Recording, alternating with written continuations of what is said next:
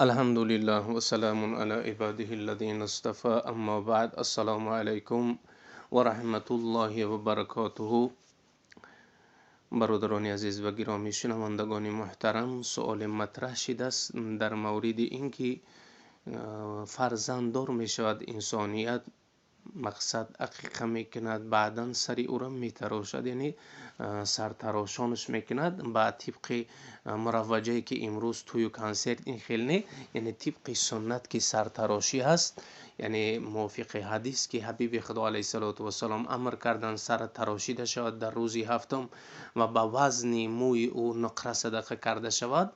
در همینجا بعضی سوال ها شده است که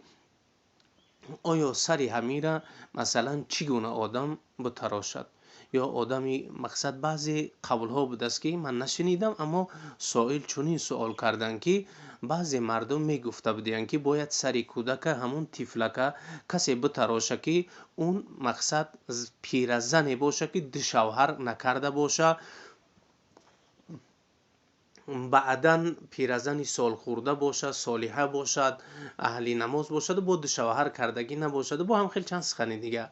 اکنون دوستی عزیز و گرامی، در مورد چند شوهر کردن او اعتبار نیست، فقط موی سرش گرفتن مثال حقی فقط آدمی هست که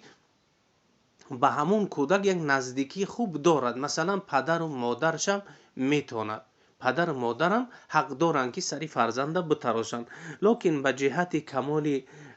آداب و رعایت کردن آداب یگان آدمی سال خورده صالح یا صالحه باشد، مثلا یگان پیرزنی صالحه و خدا ترس و به تقوا و به عبادت باشد، با اون مرحمت میکنی، به سری او دست سیله میکند، دست سری او را میتراشد، بعدا در حق او دعای خیر میکند.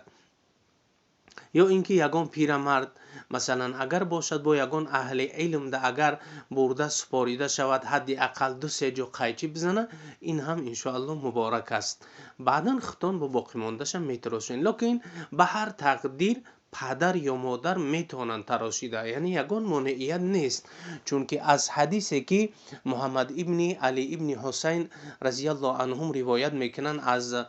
پدر بزرگوارشون، از حضرت علی کرم الله وجهه، حضرت علی رضی الله عنه گفتن که اق رسول الله صلی الله علیه و سلم ان الحسن کبشن، معذرت بشاتین باشد،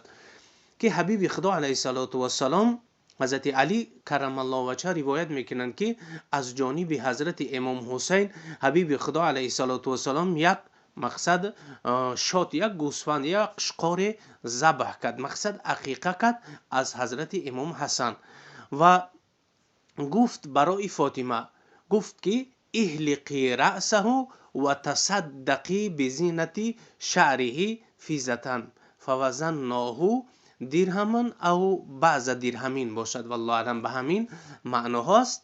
یعنی خود حبیب خدا علیه السلام به دخترشون، با مادر بزرگواری حضرت امام حسن و امام حسین امر کردند وقتی که به دنیا آمدن و حبیب خدا علیه السلام از جانب ایشان یک قشقار یا یک گوسفند عقیقه کردند، بعدن گفتن که ای فاطمه سر این طفلک تا بتراشو، با وزن موی ای نقره صدقه کن. پس میگه ما وزن کردیم موی سر حضرت امام حسن، بعد از تراشیدنش حضرت علی روایت میکنند وزنش که کردیم 1 درهم شد، یا اینکه